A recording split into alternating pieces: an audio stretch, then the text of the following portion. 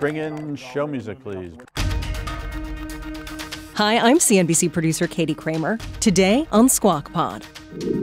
It's the economy, always the top issue for voters and investors in the 2024 race for the White House. Stephen Moore, advisor to former President Trump, joins us on one side, and Jim Messina, who ran President Obama's 2012 re-election, with advice for Kamala Harris. She is by far the most aggressively anti-business, anti-investor candidate we've ever seen in American history. You said this 4 years ago, 16 million jobs created. $40,000 a year for a doctor on demand. Concierge doc Jordan Schlane. I started 25 years ago in San Francisco making house calls on a scooter with a doctor bag. Tells us why the rich and powerful are investing in private healthcare. Cure is a bad business model for like a lot of businesses, but our job is to keep you out of the healthcare system. Plus, Amazon workers going back to the office all week long, TikTok in court, and the Apple Watch's growing ability to diagnose what ails you. Because I looked into this, so I can tell you, I've looked into this. No way. It's Tuesday, September 17th, 2024. It's Fed Day. We have 50. Do I hear 75? Squawk Pod begins right now. Stand Becky by in 3, 2, 1. Cue, please. Good morning and welcome to Squawk Box right here on CNBC. We're live from the NASDAQ market site in Times Square. I'm Becky Quick along with Joe Kernan and Andrew Ross Sorkin. Dow has indicated up another 100-plus points. That comes after closing at an all-time high yesterday. S&P was on a 6-day winning streak as of yesterday, and this morning it's indicated up another 20-plus points. And then you've got the NASDAQ, which actually broke a 5-day winning streak yesterday by closing down, indicated up 100 points as well. If you've been watching Treasury yields, you did see the 2-year yesterday. That yield at its lowest level in 2 years. This morning, the 2 years at 355, the 10 years at 361, again, in anticipation of what the Fed is going to do this week. Looking more and more likely like a 50 basis points. I don't know if you all saw 3 Democratic senators writing in kind of jawboning for a 75 basis point cut. That would be Warren, we have 50. White House. Do I hear 75? Right. I like it. It's jawboning at some point, maybe to even make 50 basis points more likely. Political pressure comes in all shapes and forms. Meantime, let's talk about some of those big changes taking place at Intel, the company announcing a plan to turn its foundry business into an independent subsidiary. It would then allow it to raise outside funding. Intel planning to use the foundry business to manufacture chips for other customers, but it's been a big drag on Intel's bottom line, with the company spending roughly $25 billion on each of its of the past 2 years. The new entity would have its own board, which could also make it easier for Intel to spin off as a separate publicly traded company. Source telling CNBC that that option is under consideration as well. News coming as Intel announces 2 major deals. First, an award of up to $3 billion from the U.S. government to manufacture chips for the Pentagon. And second, an expanded deal with Amazon Web Services to produce a custom chip, or I should say chips, lots of them, for AWS. So lots of different moving parts to the Intel world. It is big news for a company, but financial engineering is the last resort of scoundrels, I guess. And I don't know, there's some expression like that. Kind of a sad thing to watch for what was really one of the preeminent tech companies for years, for decades. And another one, which still is a lot more preeminent at this point than Intel, Amazon, is instructing corporate staffers, the humanity, to spend 5 days a week in the office. Andy Jassy wrote in a memo that employees would have until January 2nd to start adhering to the new policy. He said, in his words, "Our expectation is that people will be in the office outside of extenuating circumstances." The previous requirement was for 3 days in the office. Amazon also plans to simplify its corporate structure by having fewer managers in order to, in their words, remove layers and flatten organizations. That process could involve eliminating some roles. He's been kind of on a tear trying to get rid of bureaucracy. Amazon got a lot bigger over the last decade, a lot more bloated, and he's been kind of on a mission to take some of that out. Meantime, let's bring you an update now on the TikTok hearing in federal appeals court that took place yesterday. We talked a lot about what might happen. A 3-judge panel signaling skepticism with the company's argument that the U.S. government could have taken less drastic action to satisfy national security concerns about its app. The litigants have asked the court to rule by December 6th So there is enough time for the Supreme Court to potentially review the case before the law takes effect. So it does sound, at least from what I read, that it's going to be a tough road for TikTok. But again, unclear how all this gets satisfied, meaning the Frank McCourt plan or anybody else's plan to take it over might also be null and void as well. I think some of the biggest questions, though, the judges were asking specifically about other instances. For example, one judge said, why is this any different than foreign ownership of a broadcast company? Like when you had Sony saying Sony can't own part of whatever broadcast company it was looking at. Another one pointed back to a case from the Reagan era where Reagan said the PLO was not allowed to do something, that national security was more important than and the idea of going after terrorism was more important than the idea of First Amendment speech in this point. And some of the judges commented on the idea that this is not taking away free speech, it's just saying it can't be owned and controlled by a foreign entity. I don't know how it plays out. This is dragging out now. I mean, we were talking about this, I think, a year ago, at least. Yeah, and then the question becomes, by counting down the clock, do you get to a point where if there's a new administration, Trump has signaled that he is no longer opposed to this, so that maybe the law goes away. And a year ago, you were saying I haven't seen anything. So we've waited a year. Have you seen anything yet? I still haven't seen anything yet. But look, I know when I say I haven't seen anything yet, because I'm always talking about the documentation issue. Right. If the United States wants to make just the straight argument that, like Becky mentioned, we won't allow a foreign company to effectively own our television airways, and that's just the rule, and that's the rule because that's the rule. That's fine. I have no problem with creating that rule if that's what we decided we want to do. My problem is that we're saying we're creating this rule because of this other issue, as if it's the PLO. I don't know the PLO story, but because we actually think that something, absolutely nefarious has already happened. And that I'm still demonstrably waiting on. I just never understood why you couldn't own a broadcast. If Japan, which is a much friendlier country, can't own at this point, can't own steel or broadcast. I mean, broadcast is pretty much a direct issue. Dangerous it's the same direction that we're headed, I think, because we'd certainly like to be able to operate around the world, our companies, freely. You would think, see an attractive asset over there for somewhere. Well, so that's actually very interesting. So let's say, Comcast or Warner Brothers Discovery wants to own a media company in Japan. And they could use our influence, I think, other places around the world to be more American. But the reciprocal is China has never allowed us to own social media apps. Right. So maybe we just say that that's part of a quid pro quo. Quid pro quo. Clarice. I knew you were going to add the well, you can't say quit. It's a four-letter sentences. It's a four-letter phrase now. It's a four-letter phrase now. It's like mother's half a word. The FDA has cleared Apple's new sleep apnea detection feature for use. It's now available for the Apple Watch Series 9, also Series 10 and Ultra 2. Through a software upgrade. Now, that feature works by tracking movements of the wrist that indicate disruptions to normal breathing patterns.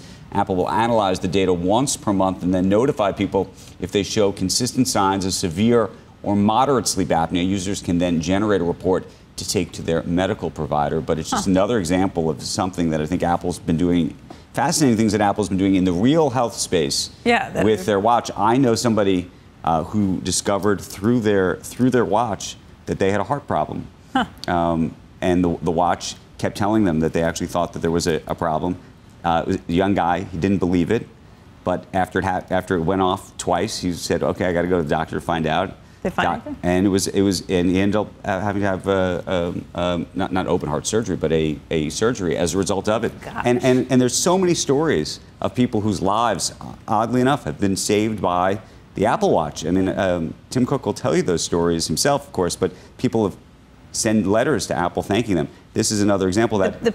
Oh, go ahead, sir. No, I was just going to say this could be one of those things where people will know the standard diagnostic test is not pleasant. Not pleasant at all. Because it's almost like, what you see when people They try to make you get a different, there's an implant you can get for sleep apnea. So they show all these people sitting around with those like MiG fighter masks on. Is that what they do? They make you sleep with one of those in a clip? Worse. Yeah, you wear like a whole thing over your and face. sleep on your back, and and you have to like turn it on, and it measures. Is everything. it at home or are you going to? It's at home. Yeah. It's at home. They give it to you to take home, and. This is if you have sleep apnea. Then there's the that's the test. If you have it. Yeah. The test. Yeah. Well, then you have like hooked up. No, but now apparently the new sleep tests, I'm told, because I looked into this, so I could tell everybody I looked into this. No way.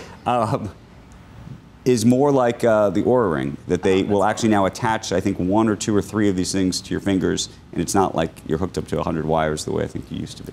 That's interesting. I mean, the Apple stuff is really great too. From the picture that we showed also had the earbuds as hearing aids. They're working on that too. I mean, there's some really things that could actually change quality of life. Well, if you could definitely diagnose it through a wristwatch instead of this.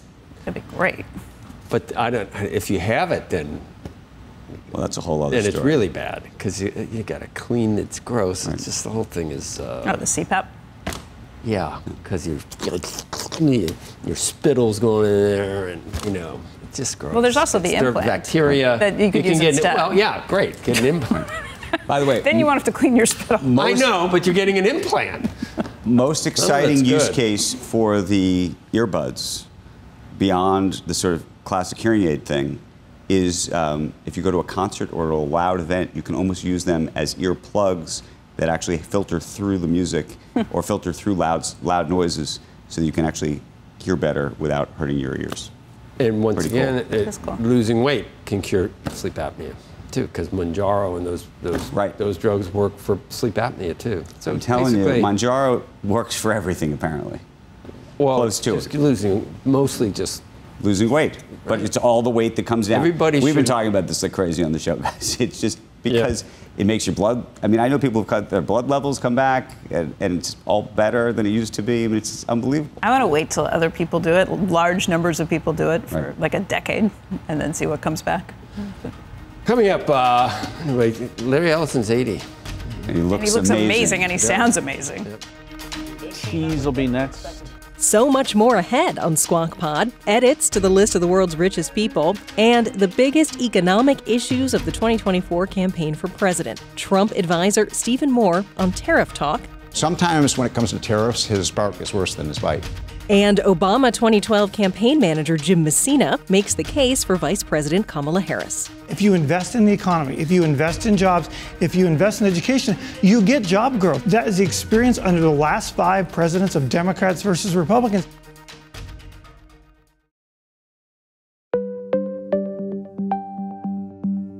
Welcome back to Squawk Pod with Joe Kernan, Becky Quick, and Andrew Ross Sorkin. Here's Andrew. Oracle Chairman Larry Ellison has claimed the title of the world's second richest person, passing Amazon's Jeff Bezos. Ellison's net worth has jumped $8.1 billion since the close of trading on Friday to $206 billion, thanks to the rise in Oracle's share price. It tops Bezos at $203, but trails Elon Musk, who's worth $251 billion. All this according to Forbes. You heard him describe the dinner that he and Elon Musk had with Jensen Huang. Yep. If you listen to Jensen Huang, and I'm sure you do, I know you do because I've seen his stock price, and I know. I went to dinner with Elon in Nobu, Palo Alto. I went to dinner with Elon Musk, Jensen Huang, and I went to dinner, and I would describe the dinner as Oracle and me and Elon begging Jensen for GPUs. Please take our money. Please take our money. By the way, I got dinner. Please take our money. Take more of it. You're not taking enough that we need you to take more of our money. Please. It went okay. It worked. That would have been funny. Yeah. Either one of them have crocodile arms, you think? Like the check comes, they're like. Larry said he picked up the check. No, he did. Yeah. It's so funny, isn't it? What's it feel? I have no concept. I don't think you pay. I think you just walk out and they bill you. Right, but I have no concept of. I mean, you cannot. It's like Brewster's Millions. It's like there's just no way. No way you can. None of us are numeric can't enough make a to dent understand. in it. No matter what you do, if you had to make a dent in it, it would be like a chore. Right. Like How do you give away that much? How do you give it away? How do you do anything with it? You just have it. But I guarantee you, when he lies on his back and has sleep apnea, it's like, damn, $200 billion, I still got sleep apnea. I don't know if he does, but whatever. Right, Look, yes. You're 80, you got something. Right. I'll just, Life At least catches up good for to you. everybody. let me just tell you that. The debate is about to get on right now. 2024 presidential election just 7 weeks from today. Voters weighing the economic proposals from the candidates, from Donald Trump's proposal to exempt overtime pay from taxes to Harris's plan to say that she wants to expand small business tax credits tenfold. Joining us right now for the debate, Jim Messina. He served as campaign manager of former President Obama's re-election campaign. He's an informal advisor to Vice President Harris's campaign. Also, the Heritage Foundation, Stephen Moore is here. He's a senior economic advisor to former President Trump. Good morning to both of you. Morning. Okay, shall we start with tariffs? Can we start with tariffs? Sure. I will go. Actually, Stephen, I'm going to go to you first, because I would imagine that you don't like tariffs, actually, as a traditional conservative. Yeah. Yet you're supporting the president, former President Trump. Yeah, well, because Biden and Harris, this is going to come as a surprise to, I think, a lot of your audience, but tariffs have been higher under Biden and Harris than they have under Trump. Did you know that? It's a matter of fact that tariff revenues have been higher. So if you're for free trade, you want to vote for Trump for sure. Look, But he's planning on raising tariffs. Look, and I'm not in favor of, you're right. There are issues I disagree with Trump on, and that's one of them. I don't think tariffs are the solution. I will say this, though, that Trump has used tariffs, I saw it in his first term, quite strategically as a kind of tool to get other companies to, or countries to do things that are in our interest. I saw that with respect to Mexico. I saw it with China. And Trump understands the idea of leverage, that the United States has leverage over every other country. And so a good example is when he used tariffs as a means to get the NATO countries to pay their dues. So sometimes when it comes to tariffs, his bite is worse than his bark is worse than his bite. So that's just a really dangerous way to go down this. And I hear this all the time. Oh, don't worry, it's just rhetoric. It's not really going to do it. Like, look at Goldman Sachs. Goldman Sachs compared both of the economic plans and said the Democrats' plan would increase the economy, the Republicans would shrink. Well, let me just stop you, though. Yeah. Because we had David Solomon on this network. Yep. And he said, go read the plan. He said that he believes that Vice President Harris's campaign is effectively mischaracterizing what that report actually says. I've read the... And Jim, the criticism about, there'll never be unrealized gains, there'll never be capital. All those things you just said are what's applied to most Democrats that are a little bit worried about how far left Kamala Harris is. By the way, none of that will happen. That's not to say I haven't quoted from the Goldman Sachs report either. Correct. Before. I actually read it. And let's go back to tariffs for a second, because I think this is really important. All right. Donald Trump's tariffs are going to wreck the world economy. I have 16 presidents and prime ministers as my clients. All of them are saying, we're going back to tariffs. We're going to go jack the tariffs up all over the place. You know who's going to get hurt by that? The American worker. That's who's going to get hurt by that. So let's just be really clear about what tariffs really will do, to your point. Let me ask you then on the unrealized gains piece of this. Yep. Do you think that's actually the answer to our tax problems in the United States? No, I don't. And don't you think it creates a whole number of other problems as a result? Look, I live in Silicon Valley now. I think there's a whole bunch of questions about how you create jobs and who actually creates those jobs. I think it's a discussion we ought to have. There's another. And because of fairness, or because you need to raise money? Because we need to raise money, because eventually we're going to have to fix this debt and deficit problem. Right. And so letting the Trump's tax cuts expire, having a real discussion bipartisanly about entitlements, about spending, is the only way we're actually going to go get this deficit and this debt down. Okay, can I throw out a different question? Sure. Lina Khan, okay, as a proxy sort of representation of the regulatory regime under Biden, does that remain in place in a Harris world? I mean, I'm not Kamala Harris. I don't know the answer to that. But how should the folks who are watching this broadcast think about that? Look, I think the way they should think about that is that her term is going to be up, and that I don't think there will be any chance in a this close Senate that you will see people like her or Gary Gensler get confirmed. Stephen, So, is there any There's way, news for you. Really? Is there That is any news for you. corporate tax rate it's too low. For me, and Tim, you probably have a heart attack, but I think corporations should be taxed at zero. You should get taxes elsewhere. We compete globally. What do they say? Corporations use roads and bridges too, but don't we want as much invested into innovation and whatever corporations do to generate the jobs in America, or those are the people that pay the taxes that support the government? Don't we want corporations to be as successful as possible? So we don't really have to debate about like what Goldman Sachs says or these other people about what each candidate will do to the economy, because we know. We saw what happened when Trump was president. We have a 4-year record, and we have a 3.5-year record under Biden and Harris.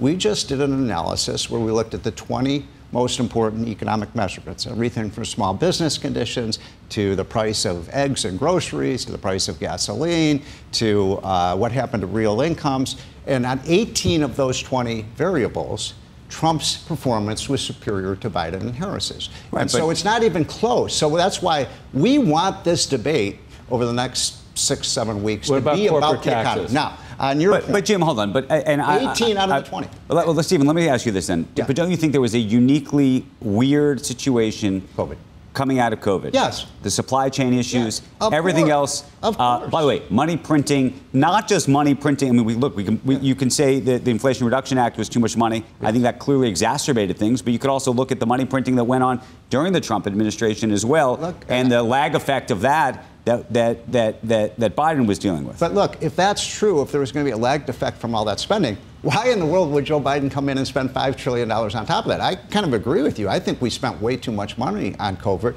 And then Biden puts in $5 trillion, which had nothing to do with COVID. But, you know, you raised the point about the corporate tax. Right. And you're exactly right. The reason I want to like coming on your show is you're talking to investors around the country.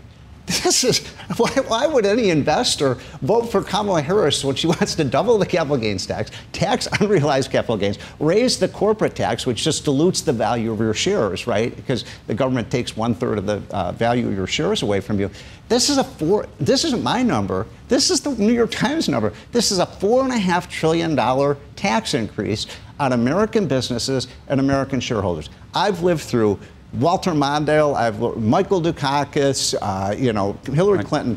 She is by far the most aggressively anti-business, anti-investor candidate we've ever seen in American history. I mean, you said this 4 years ago on Joe Biden stuff. We created. May I finish? Yeah, 16. Are you going to let me finish? Yeah, or are we going to dance? No. 16 million jobs created. Donald Trump lost jobs. Those jobs were just comeback. Andrew, okay, but hold on. So here's the thing: if we're going to play the comeback game, I'm not against the comeback game. I actually think that also is a mix. Not that you're mischaracterizing, but then if you're going to say the comeback thing is real and you want that included in that, then you can't sit around and say, well, look at what happened over the last 3 years and COVID didn't matter. So he's been peddling this garbage for a very long time. When I was the Senate Chief of Staff to the Finance Committee, he came to the Hill and said, well, we're going to cut all these taxes and George Bush is going to do all this and we're not going to increase the debt and deficit. We had the largest increase in debt and deficit under his plan. We're going to continue. You saw this all over the place with Donald Trump. Why people should support Kamala Harris over Donald Trump who are investors? Because we just saw if you invest in the economy, if you invest in jobs, if you invest in education, you get job growth. That is the experience under the last 5 presidents of Democrats versus Republicans. You can't argue anything other than that. You can argue all your comeback stuff. Yeah. Your plans don't work, and they haven't worked repeatedly. So let me respond to that. I think what Americans care most about is what happened to their average income. What can they afford to buy? What's happened to the middle class, median family income? Median family income prior to COVID was up $6,000 for the average family. It was the biggest increase in median income in the history of the United States. Biden and Harris are going to fix that? Tariffs are going to fix that. Tariffs are going to make everything We're better. going to do what we did in our first term, and it was a success. Now, the other thing is, when you talk about all these jobs, are you including the million jobs they lied about in terms of creating, as you know, they keep having to revise downward these jobs. But look, I just think people should look very closely what Kamala Harris is saying she's going to do. And I'll give her credit, by the way. She's telling the American people, I'm going to raise taxes through the roof. Can I ask a different question? Big deal. If you assume that you want lower corporate taxes, which, by the way, strategically I'm fine strategically may very well be the right answer. Yeah. But then the question is, I also can't imagine you're going to say, okay, Andrew, I'm cool with lower corporate taxes, but I do care about the deficit, and I'm going to have to tax people on the upper end in a completely different way at much higher rates. Can I respond to that? Because it's a good point. Under the Joe Biden-Kamala Harris plan, it would be the biggest tax cut for millionaires and billionaires in the history of the United States. You know why? Because they want to bring back something called the state and local tax deduction. That is a huge tax cut. I'm all for that. I know, because you live in... Oh, my God. You'll take two of them. They're trying to provide a huge tax cut for their millionaires and billionaires in California, I'd vote New York, for her. New Jersey. I don't Why think would he's we do that? answering This the is question Kamala Harris wants to do about this? Trump. What? I mean, So this is Kamala Harris? Yeah. I might do it. I might switch. Yeah. She's going to give you a okay. big tax cut, Joe. No, but if I did care about my wallet, that's a huge... Well, look, the question is how to deal with salt. I don't know how to deal with it. My view on salt, You're by the way. proud of your blue state. No. My view is that actually we should sunset it, but over some kind of decade or longer period, so that some of these, and by the way, they're blue states largely, but that have these issues and have budget issues can somehow deal with them as opposed to cutting them off at the knees.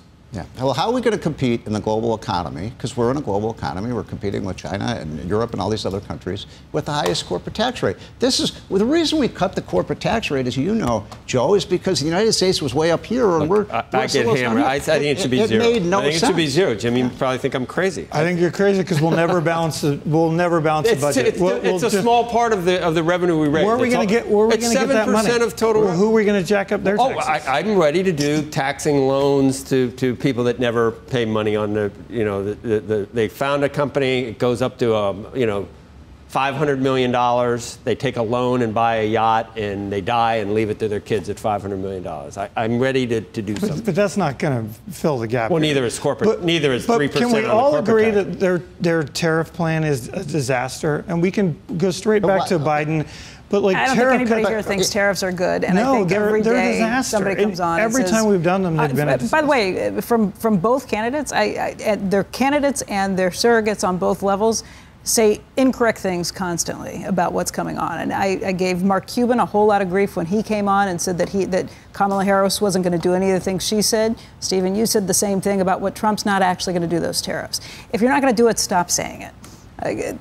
From both candidates. All I'm saying is just compare the records, folks. I mean, prior to COVID, we had the best economy in American history. And we're going to continue with those policies. We want the election to be about the economy and jobs and that kind of thing, not abortion, not about January 6th. They also said they lied about jobs because the jobs got revised down. In 2019, jobs were revised down in the Trump administration by 500,000 too. But real incomes have fallen under. But no argument there. But just let's. That lie pales in comparison to saying that they created 15 million jobs when they were all comeback jobs. Anyway. Well, the question is if you could actually baseline. The question is whether you could actually somehow zero out COVID across the board in some way, and then actually have some kind of baseline to be able to measure the markets. But it's very hard to do that. Inflation was run up by the IRA. I don't think there's any question about that either. But it was also pandemic related too. So the reason that incomes are down is because Biden. And don't forget, if you do repeal the Trump tax cut, which basically Kamala Harris has said, the average family in the United States is going to face a $2,000 tax increase.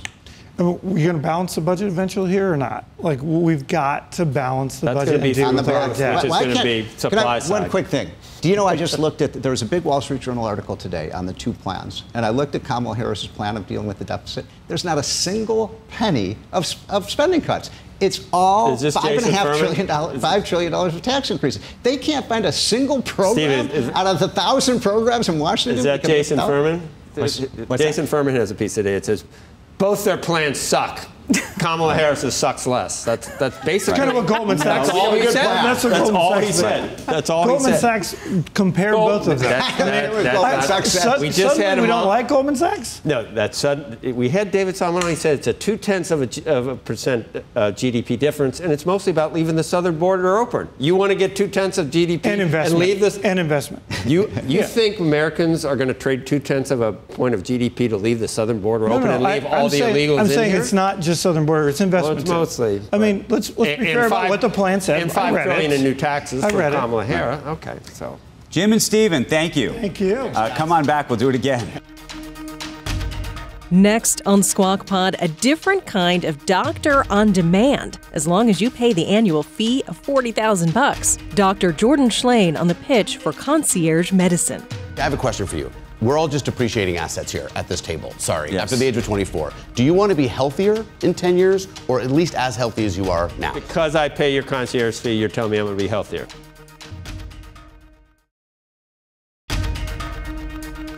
You're listening to Squawk Pod from CNBC.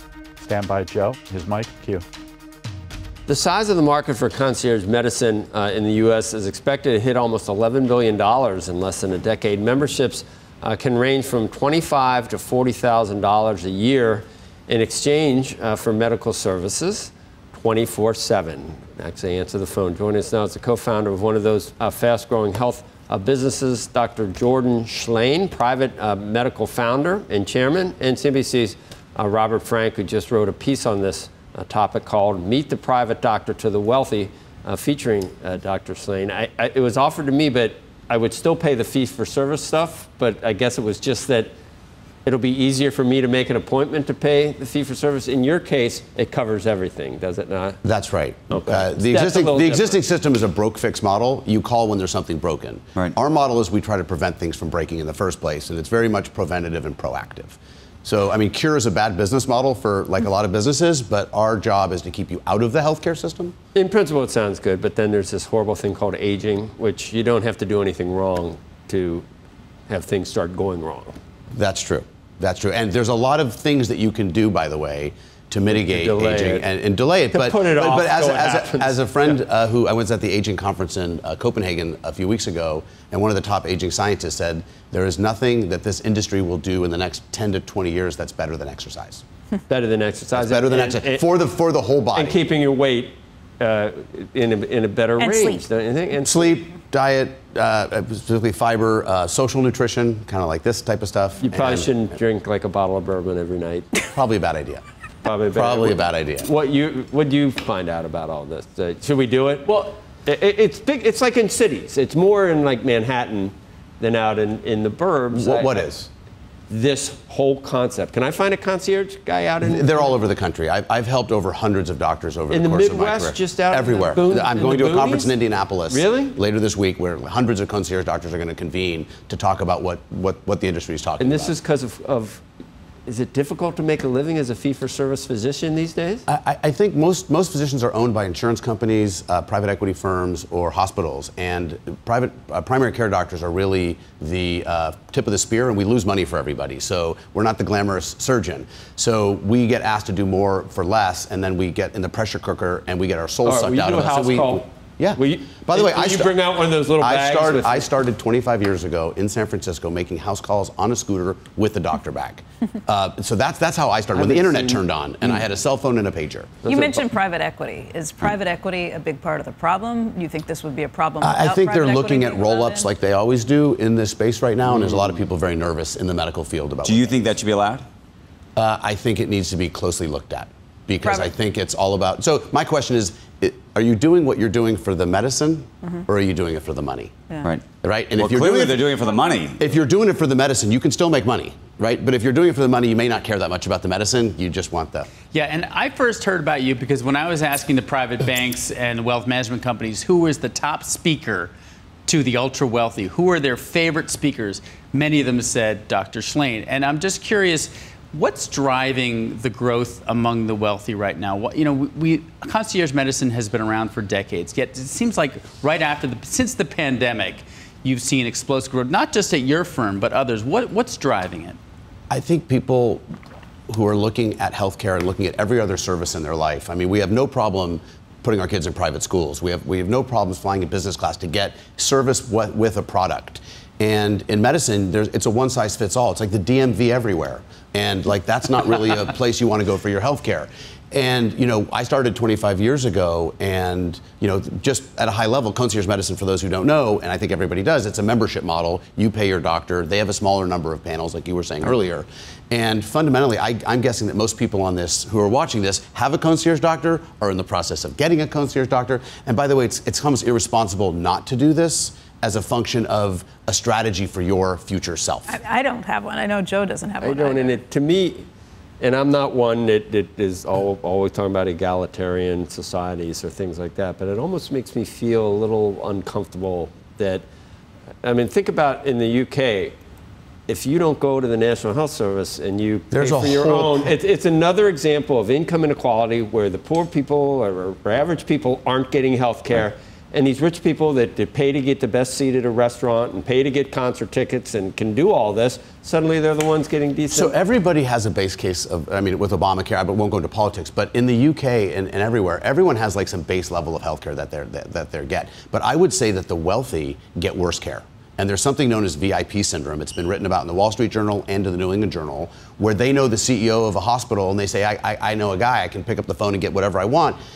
The problem is you're in the ditch by that point. When you're calling the CEO of the hospital to get a specialist, you're in the ditch. And so I think people are realizing getting pulled out of the ditch is not a great strategy. How is that worse than what people who don't have health care or people who are dealing with all the time? Well, it's the same. The problem is that getting well, the doctors get nervous in front of powerful people, like a lot of people do. It's not just doctors. And so they'll either undertreat because they're nervous they don't want to bug the person, or they'll overtreat trying to please the person. So you get undertreatment and overtreatment as a byproduct of what VIP. I thought the VIP thing was that all the studies showed that there was massive overtreatment and the treatment was wrong. Or it's undertreatment because there's So like that's why.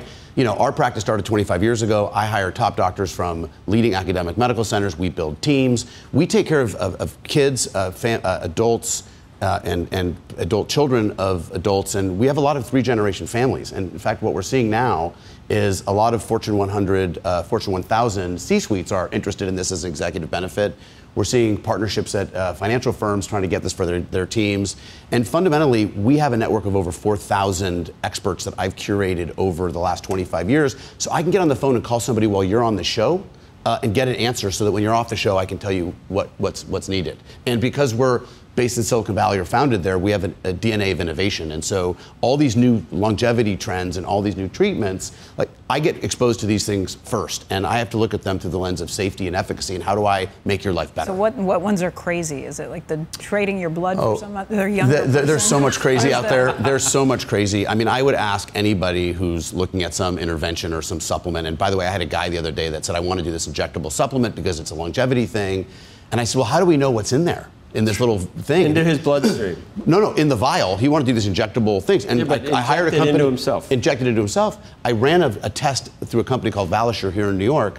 It had the L-carnitine in it, but it also had fragments of MDMA. It had an herbicide. It had other chemicals. I'm like, before you put anything in your body or on your body, please know what's in it. Okay, AG1. We had the CEO of AG1. Oh yeah, where do you stand on AG1? What is that any good or not? So my answer to all these things about what do you think about this is show me the studies that are in peer-reviewed journals that have been published in legitimate journals that have safety and efficacy profiles. And before I even talk to you, I want to see the data. You got to be evidence-based. When you go to buy it and it says Dr. Feelgood on the side of that van that you're buying it from, doesn't that give you isn't that your first clue that you might be getting? Yeah, look, it's a carnival out there in the longevity space. There's literally a carnival, and I think it's really important that you take the lens of science as you look at these things, because the truth is like we talked about, sleep, exercise, diet, and hanging out with friends. It sounds to me like this is, again,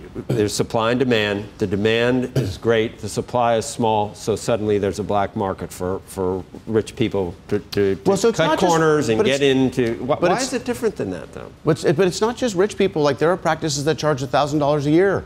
And by the way, like, I think that, okay, I have a question for you. We're all just appreciating assets here at this table. Sorry, after the age of 24. Do you want to be healthier in 10 years, or at least as healthy as you are now? And you can. The answer is yes or no. Because I pay your concierge fee, you're telling me I'm going to be healthier. All I'm saying is most people don't have a strategy for their future self. We have a strategy for our investments. We have a strategy for everything, but we don't have an actual strategy. Our strategy is hope. I hope this doctor's good. I hope this works. Well, like, our thesis is we're going to build a detailed strategy based on the best scientific evidence of, I mean, you're just a portfolio of risk. Cardiovascular risk, sorry. He looked right at me when he said that. Okay, we all are. And so if you don't know your risk profile for cardiovascular risk, cancer risk, genetic risk, mental health risk, all these things, you can't have a strategy. But is that a lot of tests that you do too? Back to the point of the overtesting. We do detailed evidence-based tests. So we're not doing all this crazy town testing that a lot of other people are doing. Like what's your annual fee?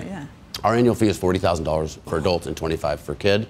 How big's your practice? What's that? How big's your practice? We have 28 physicians, teams, in both coasts of the country, and we have about 1,000 families in the practice. So we think about it as families. 25 per adult. And companies too. It's like a family office. Almost. It's a multi-family office. 40 for adults, 25 for kids. Wow. Yeah. That's a lot. It's a lot. It's a lot. But when you think about what's your most valuable asset, and I look at it as an investment, not an expense. And what else are you going to spend your money on? I mean, when you start looking at the things that we spend our money on, again, private schools and all these other things. My kids go to public school too. Well, my kids go to public school too. What's the additional cost, though, beyond that? There's none. No, the reason I ask is no, that's not true. Okay. Because the 40 grand is going to get me access to you. You're going to then tell me that I need to work out 4 days a week with a trainer. So there's now an additional $20,000 cost. If you need a trainer. Okay, then I imagine some people can work out without a trainer. I don't need one. But trust me, if you're already at the 40,000, you're buying the trainer. Then you're buying some kind of GLP-1 that you're putting somebody on. Oh yeah, is that a good idea? GLP-1s for. So then you're putting right. I mean, let's just talk about when I say the additional cost. You know, CVS or Walgreens or whomever is getting a lot of money because you're going to be putting everyone in supplements. You're not giving that. That's not part of the 40 grand, right? Correct. Okay. I mean, I think the GLP-1s is a fascinating conversation, but like, what do you value more, time or money? Like, we're all time poor, right? And so we have all this money, but we're time poor. So my question is, how do you get more time? How do you buy more time, so to speak? And ultimately, my job is to keep you out of the healthcare system in every way possible. How much time am I spending with you a year? Talking about time. So by text message, by email, by visit? No, you're going to have me coming in for how many blood tests a year? I'm going to have to come in a couple times, I assume. Oh, we'll send someone to your house to get the blood. We'll make the friction and the time. You come to my house? Yeah. What happens if I'm traveling? Will you come to me there? We have people all around the world and the country that can help sort this stuff out. I mean, after 25 years of doing this, and you know, we are the pioneers. Like we've had every situation come our way, and we've figured out psychiatric and therapy services as well. Well, so by the way, is that included in the 40 grand? I consider myself, 70% doctor, 15% psychologist. Okay, but that's not part of the 40 grand really either. Yes, it is. And that is Squawk Pod for today. Thanks for listening. Squawk Box is hosted by Joe Kernan, Becky Quick, and Andrew Ross Sorkin. Tune in weekday mornings on CNBC at 6 Eastern to get the smartest takes and analysis from our TV show right into your ears. Follow Squawk Pod wherever you get your podcasts. And if you'd be so kind, please rate or review Squawk Pod on Apple Podcasts. Give us a few stars, maybe 5. That's it. We'll meet you right back here tomorrow. We are clear. Thanks, guys.